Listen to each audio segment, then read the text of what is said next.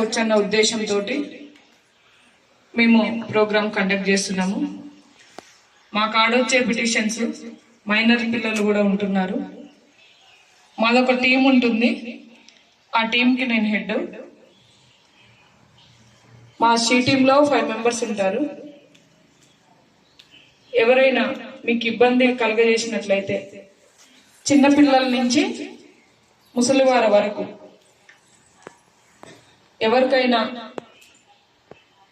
అబ్బాయిలు కానీ ఇంకా పెద్దవాళ్ళు కానీ, ఇంటికాడ మమ్మీ వాళ్ళకు కానీ, సిస్టర్స్ కానీ ఎవరికైనా ఇబ్బందులకు గురి చేసి బాధ కలిగించినట్లయితే వారి మీద చర్య తీసుకోబడుతుంది.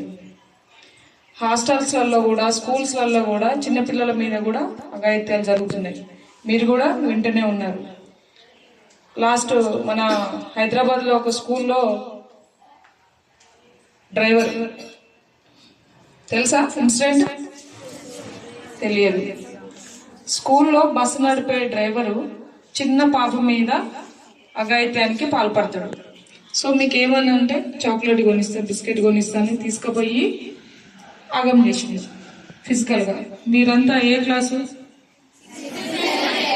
6 to 10.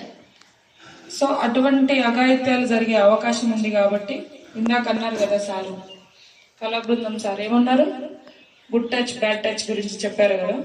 సో అది మీకు తెలిసి ఉండాలి. గుడ్ టచ్ అంటే ఏంది? ఇట్లా మన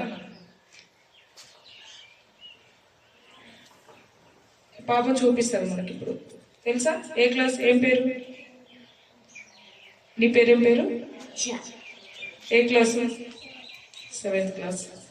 గుడ్ టచ్ బ్యాడ్ టచ్ అంటే తెలుసా? తెలియదు. నీకు తెలుసా? తెలిసిన వాళ్ళు ఎవరు? హ్యాండ్ రైజ్ చేయాలి.